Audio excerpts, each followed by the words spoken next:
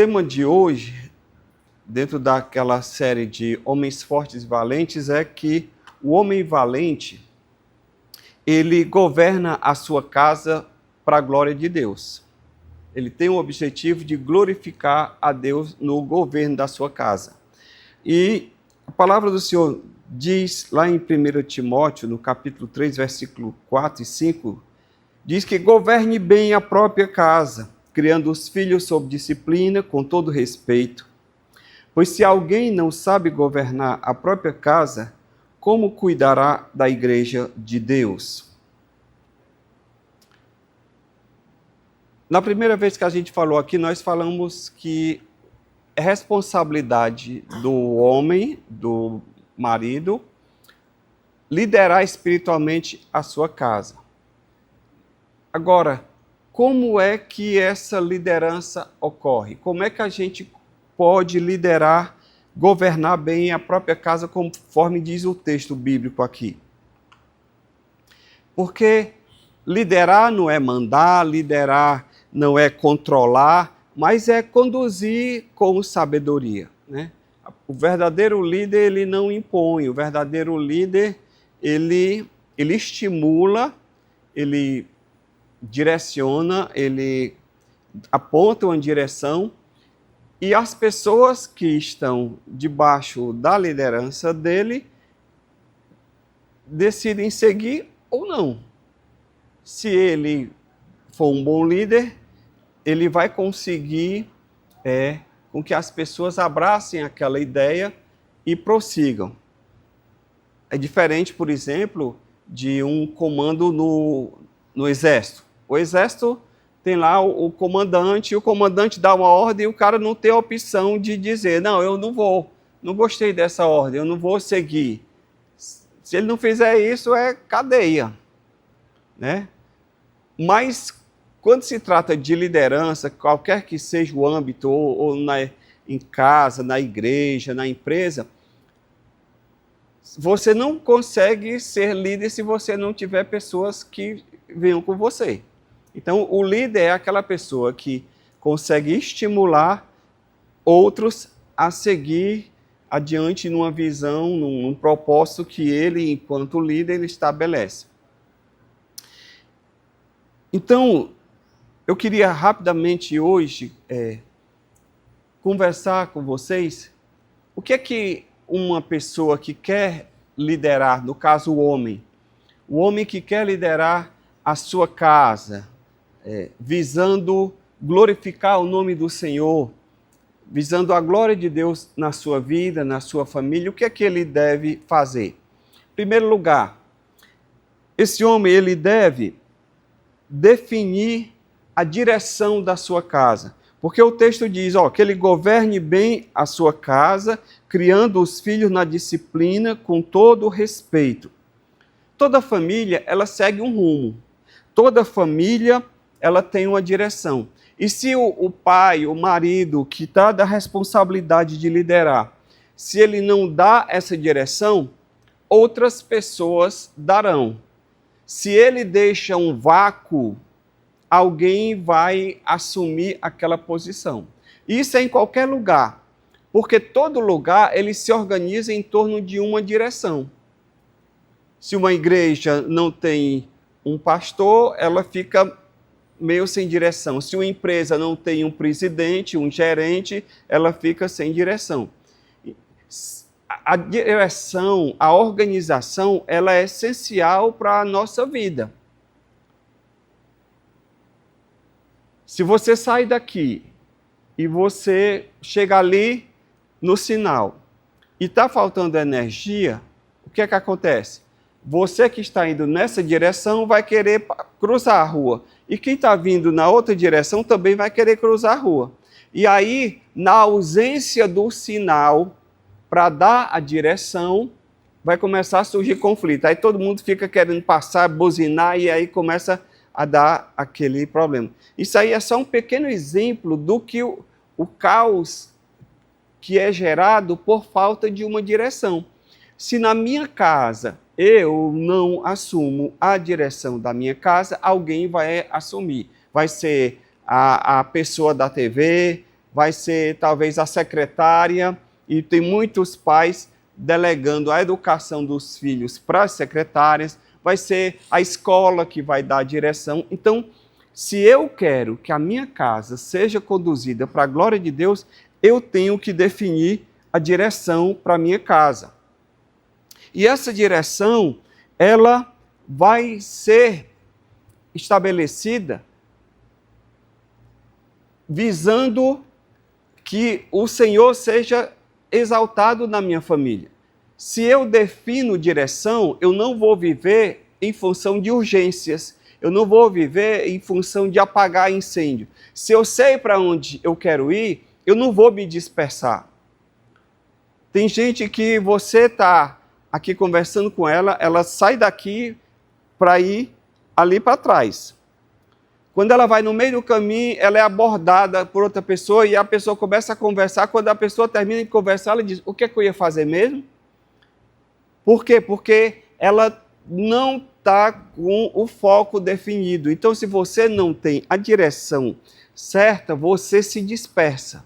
E aí você vai viver em função das urgências, apagando incêndio daqui, apagando incêndio dali, e você não vai focar naquilo que realmente importa. Então, se eu vou dar a direção para a minha casa, significa que eu vou estabelecer como é que a gente, como família, vamos usar o nosso tempo, como é que nós, como família, vamos definir aquilo que é prioritário para a nossa vida, da nossa agenda, das nossas atividades. Como é que eu vou dedicar meu tempo ao meu relacionamento com a minha esposa, aos meus filhos? Que tempo eu vou dedicar? Se a minha família está com eles, vai ser mais importante do que o meu futebol? Ah, não, eu vou para o futebol, eu vou para o estádio. E aí, no outro dia, surge outra demanda. E aí você nunca estabelece aquilo que é verdadeiramente o objetivo da sua casa. Josué disse certa vez o seguinte, eu e minha casa serviremos ao Senhor. Josué, ele definiu, ele deu a direção. Ele disse, vocês podem servir outros deuses, mas eu e a minha casa vamos servir ao Senhor. E ponto final. Ou seja, ele definiu o rumo da sua casa. Nós, enquanto homens, precisamos também definir o rumo que vai tomar a nossa casa, a nossa família. E aí você deveria perguntar para você a seguinte pergunta. A minha casa, ela tem uma direção ou ela segue apenas uma rotina? Ela segue apenas uma rotina que foi estabelecida. E quem é que está definindo o rumo da minha família? Sou eu ou é o guru da internet, é aquele camarada do YouTube, é a TV, é um coach? Quem é que está definindo o rumo da minha família? É responsabilidade minha, é responsabilidade sua conduzir a direção da sua casa e não deixar que a sua família seja conduzida pelas circunstâncias. Amém? Então, como é que eu digo uma boa direção para a minha casa, pastor? Tá certo, você me convenceu, eu tenho que dar uma direção. Vamos lá. Algumas decisões que você pode tomar para dar uma boa direção para a sua casa. Primeiro, você vai definir que a sua família vai ser uma família que busca a Deus. Você vai definir, por exemplo, que a sua família vai ser uma família que fala a verdade. Aqui em casa não tem espaço para mentira. Não tem negócio de enganação, não tem esconde-esconde. Eu não vou fazer nada escondido da minha mulher, dos meus filhos. Aqui a gente vai falar a verdade. Independente se vai ser agradável ou desagradável.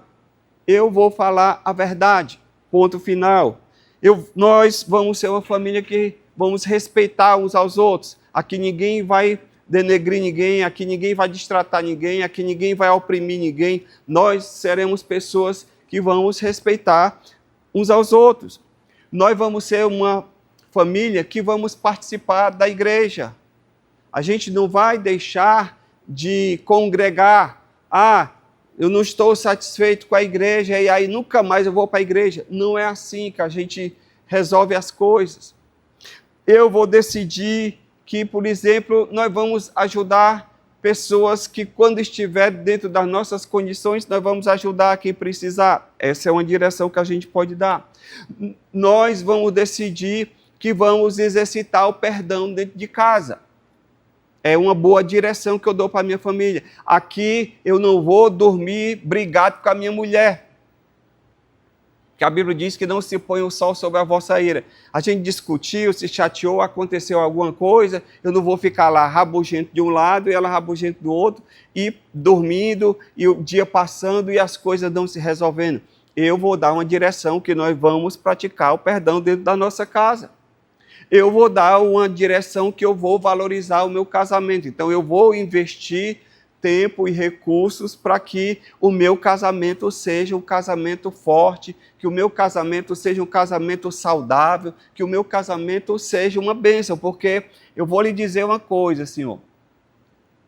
Se você tiver com um casamento ruim, você começa a viver um inferno aqui na terra. Casamento ruim é inferno na terra. Então, eu não quero viver o inferno na terra. Eu vivo só uma vez. Você vive só uma vez. E você vai querer viver esse inferno? Como diz o outro, ninguém merece. Ninguém merece passar pela vida uma vez e viver um casamento ruim. Eu tinha um conhecido que uma vez ele comprou um canivete suíço caro, aqueles legítimo mesmo, né? Porque tem aqueles xing-ling, mas tem o legítimo mesmo. E aí eu cheguei para ele um dia, eu disse, rapaz, se tu tivesse coragem de comprar mesmo um canivete suíço legítimo, sabe o que ele disse? Rapaz, a gente passar uma vez pela vida e não ter um canivete suíço. Então, eu fiz esse esforço. Então, parafraseando ele aqui, você passar uma vez pela vida, casar e ainda viver um casamento ruim, ninguém merece, gente. Então, nós vamos definir uma boa direção para a minha família, é que eu vou investir no meu casamento. Uma boa direção que eu posso dar para a minha família é que eu vou ensinar os meus filhos a palavra de Deus. E aí, para eu ensinar a palavra de Deus, eu preciso conhecer a palavra de Deus. E aí eu vou me forçar a conhecer a palavra. Então, em resumo, a primeira coisa que eu preciso fazer, se eu quero que a minha família seja uma família para a glória de Deus, é que eu dê uma direção para a minha casa. Eu não delegue para os outros. Eu não deixe na mão do colégio. Eu não deixo na mão da televisão. Eu não deixo na mão da internet a direção para a minha casa. Eu vou sentar com a minha esposa, com a minha família, e nós vamos estabelecer a direção. Os valores que vão nortear aqui. Os valores do perdão, da verdade, da busca de Deus, de estar na presença do Senhor, de perdoar, de ajudar a quem precisa, de valorizar o nosso relacionamento, marido e mulher, pais e filhos, e ensinar os nossos filhos a palavra de Deus. Amém? Esse é o valor essencial que nós precisamos definir para a nossa casa se nós queremos viver para a glória de Deus. Segunda decisão que nós devemos tomar, se nós queremos viver, que a nossa família seja uma família diferenciada, uma família que glorifique a Deus, é que nós vamos estabelecer prioridades que honram a Deus. Deuteronômio, no capítulo 6, no versículo 6 em diante, está escrito: essas palavras que hoje lhe ordeno estarão no seu coração. Você as inculcarás a seus filhos, e dela fará, sentado em sua casa, andando pelo caminho, ao deitar-se e ao levantar-se. Deus está dizendo aqui o seguinte: você vai ouvir de mim a direção, você vai ouvir de mim a instrução, e você vai transmitir para o seu filho. Você vai inculcar, ou seja, abrir a cuca, abrir a cabeça e colocar essa instrução. Você vai viver de maneira que priorize. Deus não está mandando o pai comprar o melhor brinquedo. Deus não está mandando comprar a melhor roupa. Deus não está dizendo, olha, você tem que comprar a melhor casa, na melhor localização. Você tem que dar o melhor colégio. Não, ele diz o seguinte, instrua seu filho. Ensine valores. Coloque valores na vida dele que glorifiquem o meu nome, que priorizem a minha pessoa. Se nós fazemos isso, irmãos, essa questão de ter o melhor colégio, ter a melhor casa, ter a melhor roupa, isso se torna secundário. Eu não sei você, mas eu fui criado sem roupa de marcas. Eu fui criado no interior, o meu brinquedo era uma lata de leite ninho, que a gente enchia de areia, colocava um arame no meio, um cordão e puxava. Brincando de fazenda, de boi, eram uns gravetinhos, cada gravetinho era um boi. Eu brincava de bila, e a gente apostava ou bila, ou então a gente pegava carteira de cigarro, abria e formava uma cédula. Aí tinha carteira de Hollywood, Continental, Clássico e Arizona. Cada um tinha um valor. E a gente brincava assim. Não tinha brinquedo de luxo. Eu estudei, irmãos, no interior, quando eu era criança, não tinha energia elétrica. Não tinha energia elétrica. Depois colocaram energia a óleo diesel. E aí ligava uma TV na cidade, para toda a cidade assistir. E a gente assistia TV sentado no chão, em cima do havaiano, ou então de um pedaço de papelão. Eu estudei 5ª e 6ª série pela televisão. Assisti aula pela televisão e tinha um manual de apoio para a gente fazer exercício depois da aula. Dúvidas? Fique para você mesmo.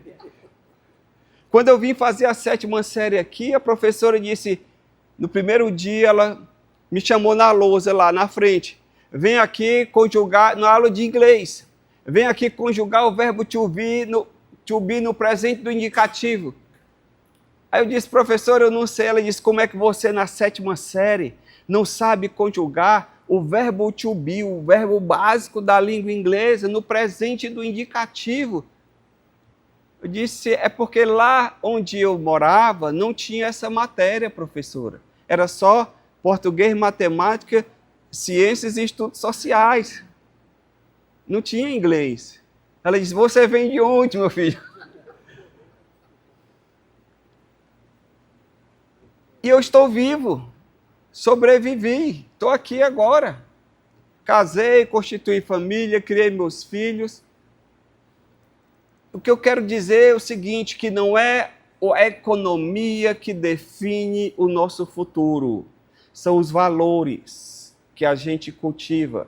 E os valores que eu recebi de herança do meu pai, de verdade, de honestidade, de trabalho, de correção, são esses valores que guiam a minha vida e que me fizeram chegar aonde cheguei. Se com luxo, sem luxo, isso não vem ao caso. Então, pare de se preocupar em proporcionar grandes coisas aos seus filhos, aos seus descendentes. Se preocupe em cultivar valores que priorizem a pessoa de Deus. Porque se o Senhor estiver como prioridade na vida da sua família, eu quero lhe dizer o seguinte, você pode não viver no luxo, mas você vai ter o essencial para viver com dignidade. Por quê, pastor? Porque a Bíblia Sagrada diz assim, ó, já fui moço e agora sou velho, mas nunca vi um justo desamparado e nem a sua descendência mendigar o pão. Então, meu querido, deixa eu lhe dizer, se você é um homem justo, e aí quando eu falo de justo, eu não estou falando que você é perfeito. Justo aqui no sentido de que você vive com Deus, quer fazer a vontade de Deus, crê em Deus, você tem a justiça de Cristo na cruz do Calvário, o sangue de Jesus sobre a sua vida, você já tem seus pecados perdoados, então diante de Deus você é considerado justo. E aí ele diz, nunca vi um justo desamparado, Deus não desampara os seus. E nem a sua descendência, os seus filhos, mendigar o pão. Quando eu vejo alguém mendigando o pão no sinal, na rua, que aquela pessoa ali, ela não está servindo a Deus. Porque um servo de Deus, ele pode ter uma vida simples, mas ele não vai mendigar. Porque Deus não desampara aqueles que nele creem. Amém? Como é que eu priorizo a Deus na minha família?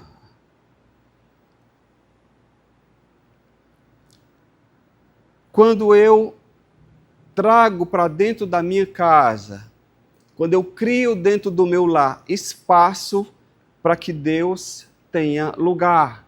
Quando eu proporciono para minha casa, para minha família, tempo de oração. Quando eu proporciono conversas sobre Deus. Quando a gente senta despretensiosamente para falar sobre as coisas de Deus da nossa vida. Porque é você que tem que dar essa iniciativa, você que tem que tomar essa decisão de trazer Deus para o ambiente da sua casa. E não simplesmente deixar que as coisas... eu levo para a igreja, lá as tias ensinam, lá a minha mulher ouve a palavra. Ei, meu irmão, deixa eu lhe dizer, dentro de casa, é responsabilidade nossa trazer e criar um ambiente propício à palavra de Deus. Amém? A Bíblia tem o exemplo de Timóteo, que a Bíblia Sagrada nos diz, lá em Timóteo 3,15, que desde criança ele foi instruído nas Escrituras Sagradas. Ou seja, a fé foi cultivada dentro da sua casa. Então, se eu quero priorizar Deus na minha família, a fé tem que ser cultivada. Eu tenho que criar oportunidades, espaços, ambiente. E hoje está muito fácil. Se você vai numa livraria, ou se você pega na internet um livro, Orando em Família, devocional para casais, tem tanto material que você, se você está meio perdido, você encontra material que você pode usar. Um devocional diário, 365 dias, no ano em que você vai ali parar com a sua família e vai dizer, vamos ler aqui esse devocional. E depois você não precisa pregar, basta você perguntar, e aí o que é que vocês entenderam sobre isso? E abre a oportunidade para ter conversas sobre assuntos espirituais. Agora, se você chega em casa, cansado, vai para a TV, e o menino está lá no quarto, cada um no seu ambiente, e você quer ver o futebol lá do Ceará e Fortaleza, lá na TV, e aí seus filhos estão lá, você não sabe o que é que eles estão vendo, você não sabe o que é que está se passando, você não perguntou para a sua mulher como foi o dia dela, você não criou um espaço, como é que você vai estar glorificando a Deus na sua vida? É uma coisa para a gente pensar. O que é que ocupa mais espaço dentro do meu lar? Eu estou rendido à correria de simplesmente chego, acordo, saio para correr, não para correr no sentido de malhar, mas correr para trabalhar, e aí chego à noite, e aí simplesmente no dia seguinte você usa a sua casa apenas como um dormitório, e você não tem espaço dentro da sua agenda para priorizar Deus dentro da sua família? Como é que eu posso, Senhor, colocar o Senhor no centro da nossa rotina, da nossa casa? Orando, lendo a Bíblia, indo à igreja, ajudando alguém, agradecendo a Deus por aquilo que Ele tem feito. Tem várias formas da gente poder criar um espaço dentro da nossa casa. Amém? Terceiro, como é que eu conduzo a minha família para a glória de Deus? É quando eu aprendo a corrigir com firmeza, mas também com amor. O texto diz aqui, em 1 Timóteo 3,4, e governe bem a própria casa, criando os filhos sobre a disciplina, com todo respeito. Ou seja, a gente tem que aprender uma coisa, amar também é corrigir.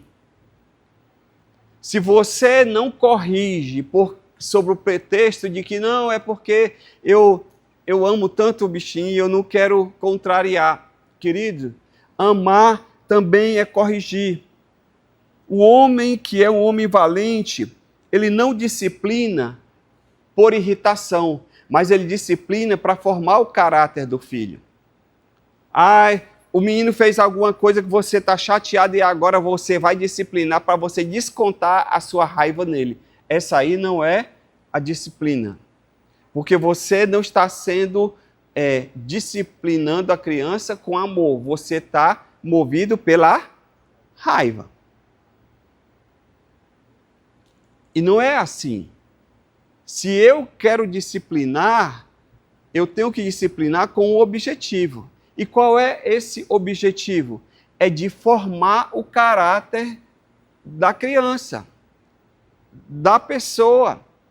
E não simplesmente eu vou aqui descontar a raiva, quebrou uma coisa que eu queria muito, que eu gosto muito, pois agora vai pagar com uma surra. Não. Você pode até disciplinar. E pode até usar a vara. Não estou dizendo que não vai usar a vara, não. Porque a Bíblia diz que a teimosia está ligada ao coração da criança. Mas a vara da disciplina afasta a teimosia do coração dela. Mas o objetivo eu tenho que entender é o que está por trás. O que é que me motiva? O que me motiva é simplesmente corrigir para formar o caráter. Amém? E aí, quando eu faço isso, eu consigo ser firme, mas eu consigo ser também amoroso ao mesmo tempo. Como é que eu exerço disciplina, pastor? Eu exerço disciplina com equilíbrio, sem gritos, sem humilhação. Você não serve para nada, você não faz nada correto, você é uma aberração, você é um abortado. Já ouviu essa expressão?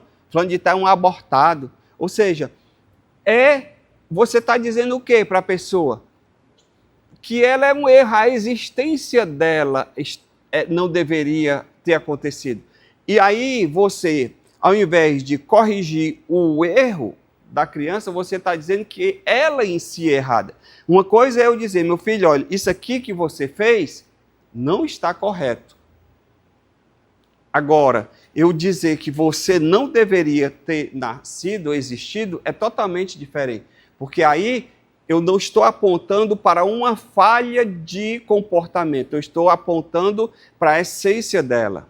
Então, eu tenho que disciplinar, mas se eu estou disciplinando com o objetivo de formar o caráter, eu tenho que separar a atitude da criança. Ela não é um erro, ela não é uma pessoa inadequada, ela não é uma pessoa que não deveria ter existido, apenas ela teve uma atitude equivocada que não deveria ter tido. E eu, como pai, eu estou ali para ajudar, corrigir, para formar o caráter dela. Lembre-se que você, como pai, você é a representação de Deus para a vida do seu filho. Por que muitas pessoas que chegam na igreja e se convertem têm dificuldade de entender Deus como pai? Porque tiveram um pai muito ruim. E ele diz, a última coisa que ele quer na vida dele é outro pai. Então nós temos esse papel importante na vida dos nossos filhos. A Bíblia nos diz que o sacerdote Eli, ele deixou de corrigir os seus filhos. O pessoal vinha oferecer sacrifício, e os filhos pegavam o sacrifício, administravam mal o sacrifício, pegavam logo a carne e separavam, e disseram, essa picanha aqui eu vou fazer o churrasco, eu não vou queimar para o Senhor não. E eles fizeram tanta aberração e o pai não corrigiu, que Deus matou os dois. E aí quando chega a notícia para o pai que os filhos dele tinham sido mortos, sabe o que foi que aconteceu? Ele ficou tão assustado com aquela situação que ele caiu, quebrou o pescoço e morreu também. Tudo porque o pai não teve as atitudes corretas quando era para ter agido. Pergunta é, você tem corrigido seus filhos com amor, aqueles que têm filhos? Ou apenas você reage quando perde a paciência? Nós precisamos entender. E aí, quando eu falo filhos, talvez você não tenha filho, mas com o seu cônjuge, com a sua mulher, ou até mesmo com alguma outra pessoa. Aqui é no âmbito dos relacionamentos. Nós precisamos entender o seguinte, que a gente, quando for fazer alguma coisa, a gente tem que ser firme, mas a gente não pode esquecer que, acima de tudo, a gente tem que fazer com amor. A Bíblia Sagrada nos diz o quê? Falando que eu tenho que falar a verdade em amor. Porque se eu não falo em amor, o que acontece? Eu perco a razão. Porque eu não estou acima de tudo. Eu estou ali falando a verdade, mas eu não estou falando em amor, no sentido de ajudar, de corrigir, de orientar. Eu estou falando simplesmente para denegrir, para colocar para baixo. E aí Deus não aprova esse tipo de comportamento. Amém?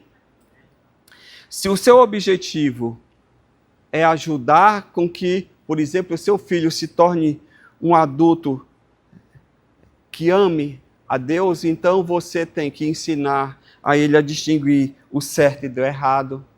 É você que tem que ensinar. Ensinar ele a ter domínio próprio. Você tem que ensinar o seu filho a assumir responsabilidade, dando responsabilidade para ele. Você tem que ensinar seu filho a reconhecer seus erros, que não tem nada de errado em errar.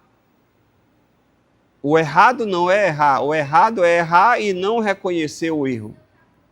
Porque errar, todos nós erramos. Ensinar seu filho a pedir perdão e a viver pela verdade. Amém? E por fim,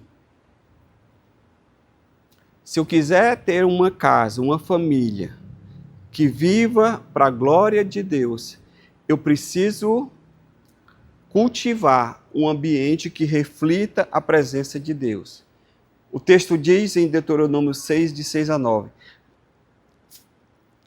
falará sentado em casa, andando pelo caminho, ao deitar-se e ao levantar-se.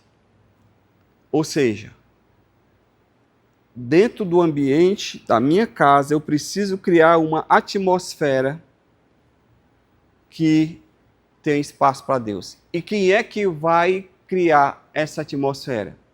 É você. A minha secretária é evangélica, ela gosta de cantar uns corinhos. Amém. Glória a Deus. Mas a direção espiritual da sua casa é sua. A professora lá da escola bíblica está ensinando a Bíblia para os meus filhos. Ótimo. Mas a direção da sua casa é sua. Desde cedo. Hoje eu tenho 2 filhos. Todos 2 já casados, um casal. A menina com 33 e o menino com 31.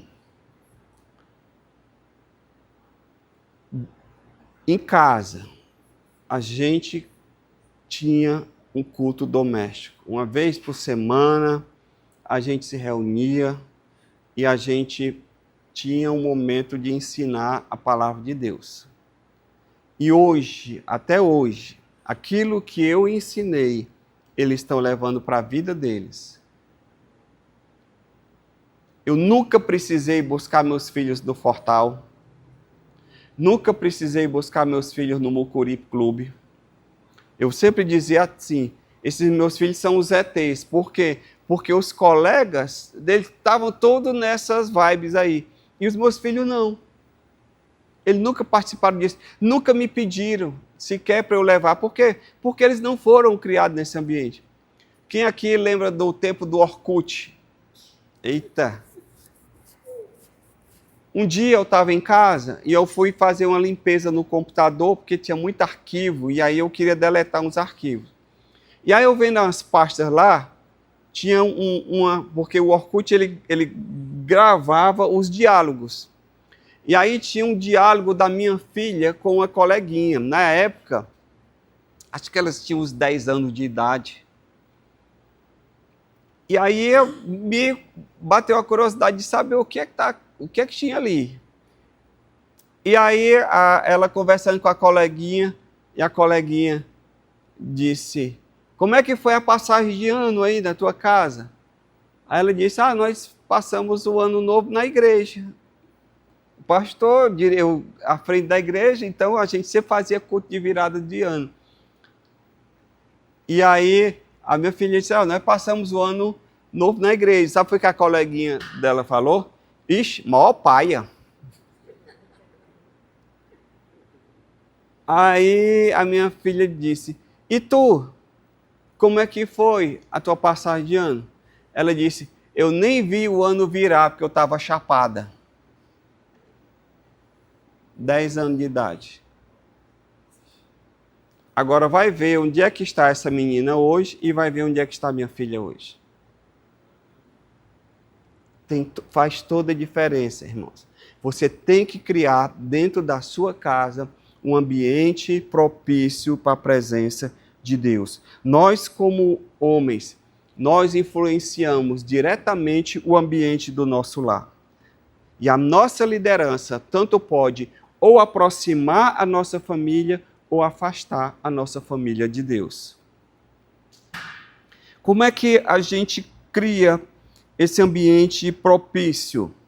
Quando a gente tem um ambiente de respeito, quando a gente tem um ambiente de diálogo, quando a gente tem um ambiente de perdão, quando a gente tem um ambiente em que a gente pratica reconciliação, que a gente não fica lá emburrado, minha mulher me chateou, e aí agora nós estamos aqui igual dois bicudos, que dois bicudos não se beijam, né? Como diz o ditado. Irmão, a Bíblia diz que não se põe o sol sobre a vossa ira. Mas pastor, eu não estou errado, foi ela que errou. Mas lembre-se, a responsabilidade do bom ambiente da sua casa é sua, não é dela. Certa vez nós brigamos, e a gente discutiu e a minha mulher ficou muito chateada. Quando foi na hora de dormir, ela se levantou, foi lá para o outro quarto, armou uma rede e se deitou lá. E o que foi que eu fiz? Eu fiquei na cama dormindo? Não. Eu me levantei, fui lá e te buguei na rede lá, junto com ela. Caí na rede. Aí quando ela me viu, caí por cima dela dentro da rede. O que é isso? Tá vendo que aqui não cabe os dois? Não era nem daquelas redes que deita dois e levanta três, né? E aí eu disse: eu vou ficar aqui. Mas não dá certo ficar aqui. Eu digo: então vamos voltar lá para a nossa cama, porque o seu lugar é lá. Não vai ficar dormindo longe de mim, não. E aí voltamos, e aí ficamos conversando até 3 horas da manhã para poder resolver a diferença. Acorda no outro dia meio quebrado, né? Porque você tem que acordar e não dormir direito, você acorda meio quebrado. Mas nós não podemos deixar as coisas acontecerem e a gente simplesmente deixar, não, o tempo resolve. Não resolve. Você tem que criar um ambiente propício. A responsabilidade é sua, de ter um ambiente de paz, de ter um ambiente de temor a Deus. A atmosfera da nossa casa. Eu me lembro agora da figura de Cornélio. A Bíblia diz lá em Atos 10:2 que Cornélio, ele era um homem piedoso e ele influenciava toda a sua casa no temor do Senhor. Então que nós, irmãos, sejamos essa pessoa. O texto diz: era piedoso e temente a Deus com toda a sua casa. Nós, como homens, nós precisamos marcar o ambiente do nosso lar. E aí a pergunta é a seguinte: como é que está o ambiente lá da sua casa? Como é que os seus filhos, como é que a sua mulher se sente quando você entra em casa? Quando você chega, será se você chega para trazer alegria, para trazer conforto, para trazer segurança? Ou será se eles olham assim e dizem, poxa vida, já prestou, agora o negócio aqui azedou.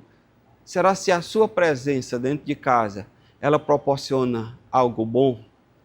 Tem gente que vive nos happy hour da vida porque só quer chegar em casa quando não tem mais ninguém acordado, que ele chega, dorme, se deita, acorda cedo e sai de novo. Por quê? Porque não gosta. Durante a pandemia, houve muita separação de casais, sabia? Vocês sabiam dessa estatística? Por quê? Porque os casais, o que é que acontece? Acorda, chega em casa tarde, acorda cedo, sai para trabalhar, depois chega em casa tarde. E aí, a vida vai passando, não tem tempo de convivência. Quando foi na pandemia, não podia ir para a empresa, tinha que ficar em casa, ou então trabalhando no home office. Aí começou a conviver e começou a rolar estresse. Por quê? Porque os problemas, as diferenças não apareciam antes, porque cada um saía cedo para um canto e só se encontrava de noite. Agora, tendo que conviver o dia todo debaixo do mesmo teto, começou a dar problema. E muitos casais chegaram à conclusão de dizer, não dá certo não, vamos cada um para um lado aqui, porque não gostei dessa convivência não. Por quê? Porque não criaram um ambiente favorável. Então, se você quer viver para a glória de Deus, com a sua casa, com a sua família, recapitulando, você precisa definir a direção da sua casa, você precisa estabelecer prioridades que honram a Deus, você precisa corrigir com firmeza, mas também com amor, e você precisa cultivar um ambiente que reflita a presença de Deus. Amém? Então eu queria agora que nós nos colocássemos de pé na presença do Senhor.